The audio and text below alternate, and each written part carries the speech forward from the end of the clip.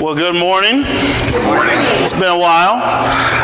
We are going to be starting a series in the book of Numbers, and the book of Numbers is the fourth book of the Old Testament. Now, last summer we did a series on the book of Exodus, and the book of Exodus is kind of, if you look it up, if you just look Google, like what does Exodus mean? It literally means exit, and that's how I like to describe the book of Exodus. The book of Exodus tells the story of the exit of the people of Israel from Egypt. The people in Israel were enslaved in Egypt, but in Genesis chapter 12, Abraham was promised by God that from him, from his family line, there would be a great nation that was formed, and the book of Exodus tells us the story about how that nation was formed. Now, the book of Exodus, one of the main characters in the book of Exodus, one of the main characters in the entire Old Testament, is a man by the name of Moses. Moses was an intercessor and the leader of the people of Israel. He was tasked with the role, the fun responsibility of leading the nation of Israel out of slavery and to the promised land. And the book of Exodus tells a story about how they left Egypt, but where we left off last summer is that God's people had reached Mount Sinai. And at Mount Sinai, that is where they would stay camped out for about a year, and it's actually where the book of Leviticus kind of comes from. The book of Leviticus tells us the story about how God's people learned how to worship their Lord. Because God pulled them out of slavery, turned them into this great nation, but the nation was to be a nation that was centered around God. And so he gave them specific practices and showed them how to worship him. And then we come to the book of Numbers. And the book of Numbers is kind of interesting because the book of Leviticus was actually about, if you look at the entire time span of what happens in the book of Leviticus, it's about a month. It's about a month of time has passed for the entire book of Leviticus to take place. But if you look at the book of Numbers, the time span that takes place is about 40 years. So you go from a book that takes about 1 month to write, and then you go to the book of Numbers, which takes about 40 years to write. And the book of Numbers tells the story of the wilderness. In fact, the Hebrew title for the book of Numbers is literally called In the Wilderness. And I think it's significant for us. You might be thinking to yourself, why are we studying the book of Numbers? And how many of you, by show of hands, just for fun, have studied the book of Numbers before? Okay, we have 5. Awesome. 7. So the majority of you have never read the book of Numbers. Is that fair? The book of Numbers, I would tell you, after this week of preparation, it might be the most relevant book of the entire Bible for us. And you might think, why? Well, think about it. The book of Exodus, the people of Israel, God's chosen nation, they are freed from slavery. They're set free from captivity. They're set free from Egypt. They're set free from Pharaoh. They see signs and wonders. All of these great things happen in the book of Exodus that display the power of God, the saving power of our Father. But what's interesting is they're not to the promised land yet. And that comes later. They don't get to the promised land until Deuteronomy and even into Joshua. And so on one side of the book of Numbers, you have Exodus, which tells the story of the exit, the freedom from slavery, right? But on the other side of the book of Numbers, you have the fulfillment of God's promises to Abraham. That they, not only would they be made into a great nation, but that he would give them the land of Canaan. They were going to the promised land to set up shop so that they could be a blessing to all of the nations of the world. And then we have the book of Numbers, also titled In the Wilderness. The space between the freedom of God and the fulfillment of God. And I think that this book has really powerful implications for us in 2024. Because we find ourselves in the freedom of Christ, freedom from sin, Christ would say the punishment has been paid. It has been paid in full by Jesus Christ. We are now able to be in full relationship with God through baptism, through the relationship, through the blood that Jesus shed for us, through all of those things. So we're able to be in full relationship with our Father. We are His children, but we're still in the wilderness. Right? There's a kingdom that is coming. Christ has come once. Well, we know that Christ is going to come again. And when Christ comes the second time, He's going to set everything right in our world. And so we find ourselves in the space between. We find ourselves in the space between the freedom that comes from the Father, but not yet into the fulfillment in the land that He promised. And so there's really a couple of questions that I think we're all wrestling with, and I think the people of Israel were wrestling with in this text today. The question of the space between, the question of the wilderness. When you go into the wilderness, just kind of a fun fact, in Luke chapter 4, where was Jesus taken to be tested by the devil? He was taken into the wilderness, Luke chapter 4. In the wilderness is where you get tested. In 1 Corinthians 10, Paul is going to look back to the story of the nation of Israel, and he's going to actually recall the time in the wilderness. And he's going to say that time in the wilderness developed your character, it developed your faith, it developed your perseverance, talking about the nation of Israel. And he's saying for us today, the readers today, the Christians today, people in Twin Falls, Idaho 2024, our challenge is to look at their example, because we find ourselves in a place very similar to the people in the book of Numbers. We have this freedom that comes from knowing Jesus. We have this power that comes from the Holy Spirit. We have this mission that we're on to try to go make disciples of all nations. And we're not to the promised land yet. And it's with that kind of context that I think the book of Numbers has tremendous implications for us, because it tells the story of what God's people did in the space between. Now, as I said before, God's people are positioned at Mount Sinai, and they're about to set out. Numbers chapter 10 is going to tell us that they're going to set out for the promised land. And we're going to be in Numbers 11 here in just a minute. But they're going to be setting out from Mount Sinai, and they'd been in Mount Sinai for about a year. And as they go to the promised land, that journey, if you were to just do the math on how long it took to get from Mount Sinai to where they would actually ultimately enter into the promised land, that would take about 3 weeks on foot. Right? Because unfortunately, they didn't have airplanes. They didn't have cars. They were going to walk this journey. Now again, they're wondering, and I just got to say it one more time, in the wilderness, they're in the desert. They're in the desert. Okay? And how, if you, just fun fact from Exodus, how were they fed? Manna, right? We know, a lot of us know they were fed by manna. Manna that fell from the sky, right? God basically made manna fall from the sky just enough for that day, and every single day that's how they were fed. And we learn that in the book of Exodus. Also in that campsite, one of the other things that's pretty significant about the book of Exodus is it tells us in Exodus, I think it's chapter 13, that there is the pillar of the cloud of the Lord that is leading the journey. So God, you can see God's presence with His people. It's really, really important, because the people of Israel know that God is with them. If you fast forward to the New Testament, Jesus said to His disciples in Matthew chapter 28, He said, "Go into all of the world and make disciples of all nations." And He said, "This is your encouragement. Surely I am with you." You can be confident to do this because I am going to be with you. What makes us confident in the wilderness is the fact that God is with us, right? And that's what the whole purpose of the pillar of the cloud was that God was going to lead the nation, be amongst the nation, be with the nation. And so it's with this context that we come to Numbers chapter 11 today, and we're going to see some of the challenges of the wilderness.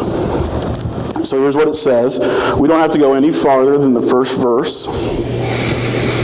So they're on their way to the promised land. Here's what it says, Numbers 11, verse 1. Soon the people began to complain about their hardship. Does that sound like Americans in 2024? Does that sound like Christians in 2024? Does that sound like you? That sounds like me this morning trying to come to church when my son was throwing a fit. New dad problems, you know what I mean? Soon the people began to complain about their hardship. They're in the desert, and at this point they've left Mount Sinai. So if you think this out, they're marching to the promised land. Now, Israel this time is over 2 million people. There's over 2 million people on this journey, and again, they're in the middle of the desert. They don't have anything, and so they're complaining about how hard this journey is, and they're starting to look around at all of the challenges that lie before them. Like, where are we going to get water? It's a little hot today, right? You can just imagine the challenges of wandering in the wilderness, the challenges of wandering in the desert. And so they start to look around and they start to say, this is hard. And as Christians in 2024, can I just say, this is hard. Life as a Christian today is really hard. And I would venture to say that it's going to get harder. But here's what the Lord says. It says, and the Lord heard everything they said. God hears everything that we say. And then the Lord's anger blazed against them, and he sent a fire to rage among them, and he destroyed some of the people in the outskirts of the camp. And then the people screamed to Moses for help, and when he prayed to the Lord, the fire stopped. After that, the area was known as Taberah, because fire from the Lord had burned among them there. So it was really important for us today, because why are they complaining? They're looking around at the challenges and the obstacles that they are faced with as God's people. God told us to go to the promised land. He didn't tell us we'd be walking in a desert. God told us to go to the promised land, but he didn't supply us with everything that we needed, at least the way we saw it. We were being blessed by God. We're literally seeing bread fall from the sky every single day. We have the cloud of God that shows us where we're supposed to go, but it's still really freaking hard. And they're complaining about it. And as I read this at first, I didn't quite understand what they were whining about. Can you imagine having a pillar of cloud that you know without a shadow of a doubt, this is where we are supposed to be? You ever had that in your life? You ever had clarity about where you're supposed to be? That much kind of clarity that you know beyond a shadow of a doubt, I am supposed to be right here at this time for this reason, for this purpose. They knew that, and they still complained. And they still complained.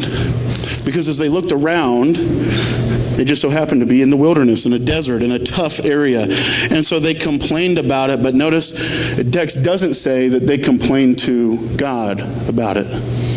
Right? And we're going to see in the rest of this text, it's very likely they complained amongst themselves. They complained to each other, but they didn't complain to God about it. Ironically, God is the only one that can do anything about it. And what's really interesting about this is I feel like they're complaining. There is an undergird of a question that is really relevant for the book of Numbers. And I think it's the question that we ourselves ask God all the time. God, are you really gonna do it? Are you really going to come back? Are you really going to set all of this right? Because it doesn't take very long to start looking around and saying, there is no hope. There is no hope for this world. There is no hope for this life. There is no hope for disciples. You can look around and see all of the challenges that we face day in and day out and say, God, are you really going to do it? And I feel that that is the source of their complaining. They don't really trust God's power, even though bread is falling from the sky every single day. So notice what God does in response. It says, the Lord's anger blazed against them, and he sent a fire to rage among them. Now, why would he do that? Why would God send a fire?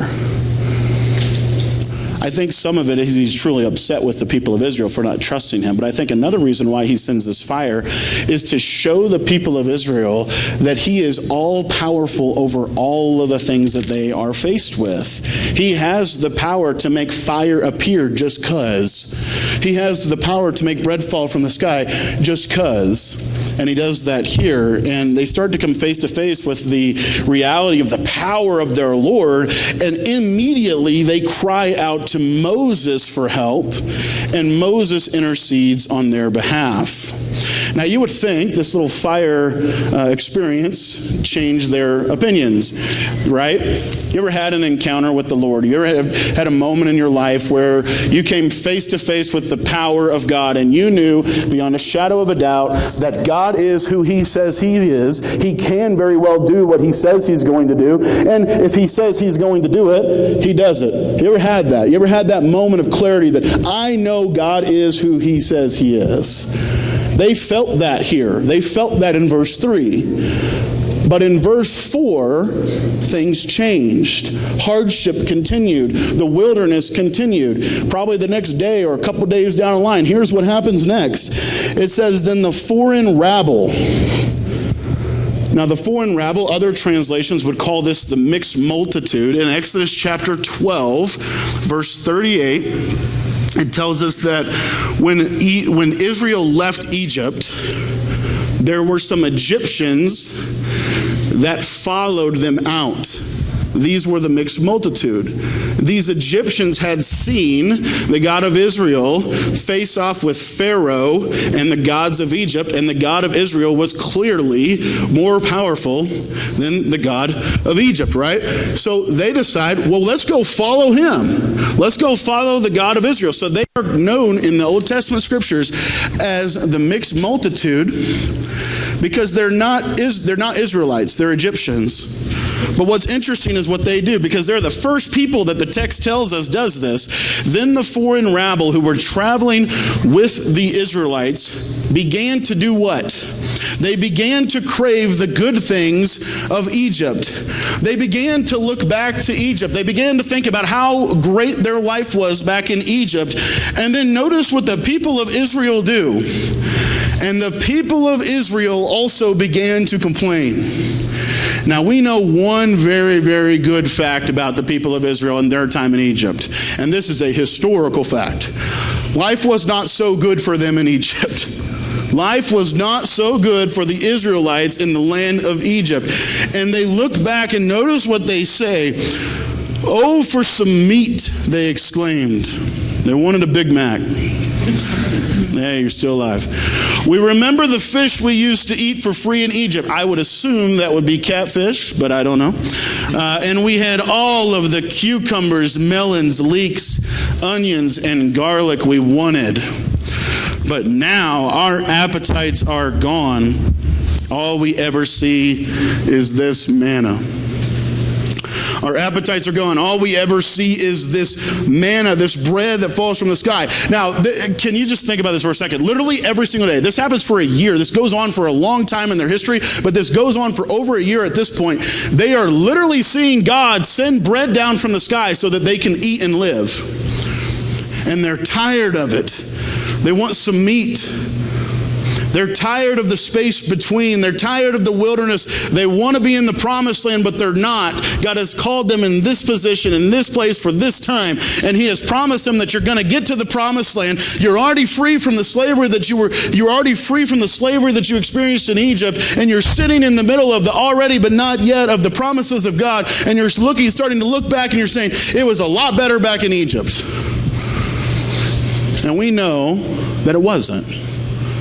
In fact, the book of Exodus tells us that Pharaoh made Israelites make bricks out of straw, and then he thought that was too easy for him, so he took the straw away. We know life for Israel was not great in Egypt. So it's interesting to wrestle with the question, if their life was so bad in Egypt, why would they want to go back? Why do they long for it? And the only thing I can think to say is because the wilderness was different than they thought it would be. They expected different. It wasn't faith, it was expectation. And when their expectations weren't met the way they thought it should be, let's go back to Egypt, where we can eat whatever we want. But notice this about manna. I think this is hilarious. The manna looked like small coriander seeds, and it was pale yellow like gum resin. The people would go out and gather it from the ground. Again, God would send just enough for the day. They made flour by grinding it with hand mills or pounding it in mortars. And then they boiled it in a pot and made it into flat cakes. These cakes tasted like pastries baked with olive oil. The manna came down on the camp with the dew during the night. Did you catch that? That they boiled it into a pot and they made it into flat cakes, and these cakes tasted like pastries baked with olive oil. Now, when I read that at first glance, this is my, I'm not too far removed from college. This is all I could think about. When we were in college in Knoxville, Tennessee, we would drive like 45 minutes for this. As I read this, I'm thinking, man, the Lord bless the people of Israel with Krispy Kreme donuts. We would literally drive like 45 minutes, and there was a system to the Krispy Kreme. You didn't just go to the Krispy Kreme whenever you wanted to go to the Krispy Kreme. You went to the Krispy Kreme, and you had time at the Krispy Kreme, because the key to Krispy Kreme donuts was that you would wait for the hot and now donuts to come right off of the rack. If you didn't do that, Krispy Kreme wasn't so good. They were literally eating hot and now donuts, and they were complaining about it. Now, you might think to yourself, well, Cody, they're probably complaining about their Krispy Kreme donuts because it wasn't sustaining them enough. Again, they've been eating this for over a year, right? And we know anything about nutrition, you probably can't survive on Krispy Kreme donuts for a year, or could you?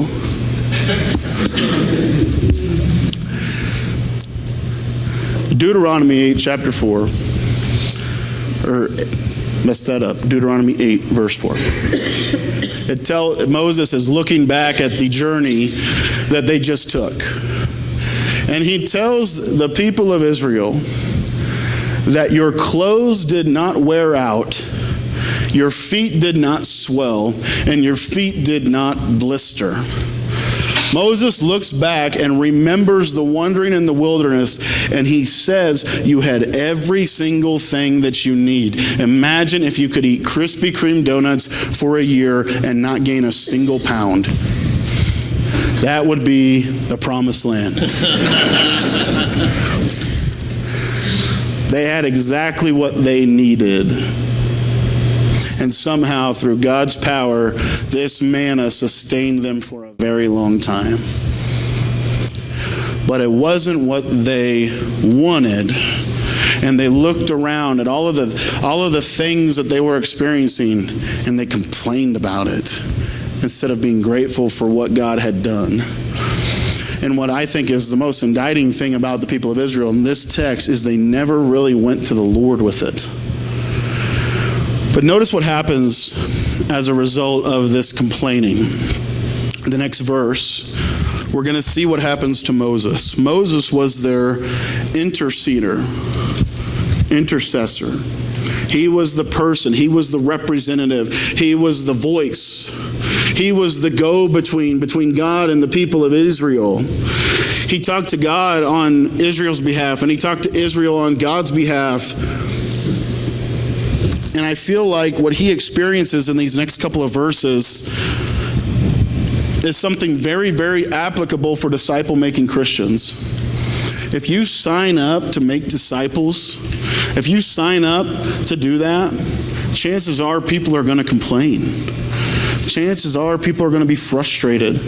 Chances are people are going to want the blessings of Christ without the responsibilities of Christ. Jesus told his disciples, he said, take up your cross and follow me. Deny yourself, take up your cross and follow me. The road to being Jesus' disciple was not easy. Right? It wasn't cushy life. Every single apostle, every single disciple of Jesus, with the exception of John, died a horrendous death, and I would say John's death wasn't that great either. The cost of discipleship was great. The cost of following God is great. But the only reason it's worth it is because God is the God that always fulfills his promises. You're going to get to Deuteronomy and Joshua. You're going to get to the promised land. You're going to get to heaven. You're going to get to meet Jesus and experience all of everything being made right in your life that hasn't been made right. But right now, here in Twin Falls, Idaho in 2020 or 2024 or 2020, whatever dates you want to throw in there, we are in the middle. We are in the middle. And in the middle, it is so easy to look around and start complaining, to look back and want to go back to the life we used to live. And notice the effect that it has on Moses in verse 10. Moses heard all the families standing in the doorways of their tents, whining. And the Lord became extremely angry. And notice that Moses was also very aggravated. It weighed on him. And Moses said to the Lord, what I think disciple makers say to God all the time.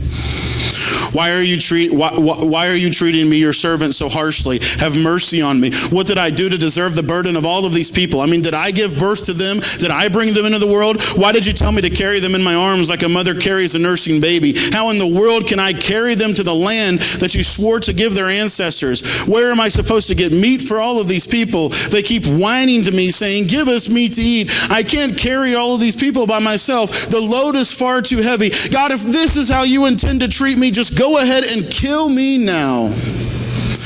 Do me a favor and spare me of the misery. The Cliff Notes version. God, this leadership thing is hard. The people don't do what I want them to do. And interestingly, Moses did not do what God wanted him to do. Because Moses, a good leader, a good disciple maker, a good whatever, is always going to have compassion for their people. I really believe that. Because you deeply care about your people. I deeply care about all of you. But the trick is, the people are complaining, and it's kind of a silly complaint in light of the big picture. And what Moses does is he allows the complaining of his people to take his focus off of the mission that God had given him. See, God had given Moses a very clear direction, a very clear calling.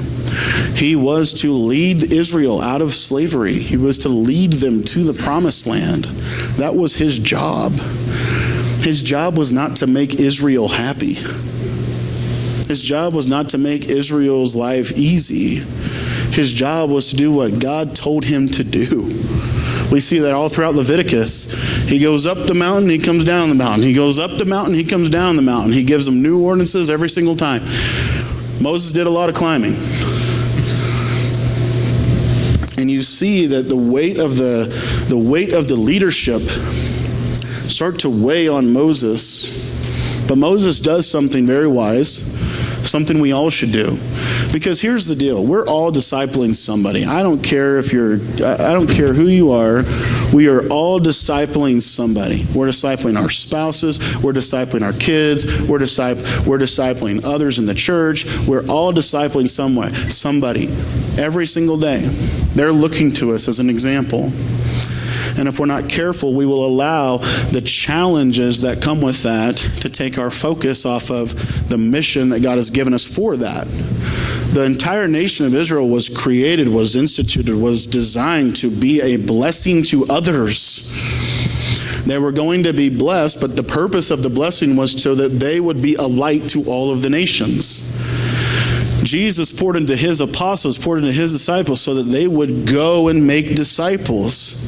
And so if you're doing life the way Jesus has called you to, chances are you're going to have some type of a discipleship opportunity. And Moses does something very wise. He takes the pain that he's experiencing. He's taking the confusion that he's experiencing. He's taking the chaos that he's experiencing, because again, it's more than 2 million people. And he takes it to God in prayer. He takes it to God in prayer.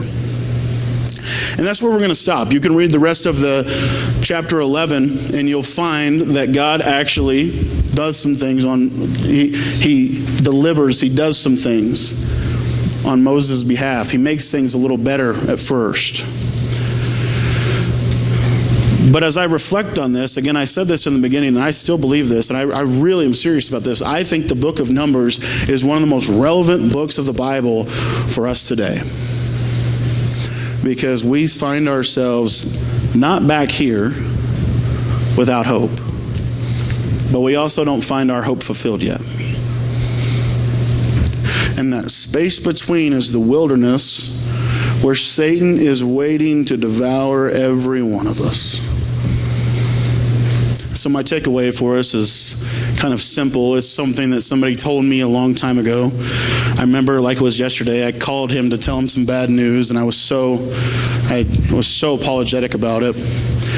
And I'll never forget, he told me without even a blink or hesitation, he goes, "Cody, sorrow looks back, worry looks around, but faith looks ahead."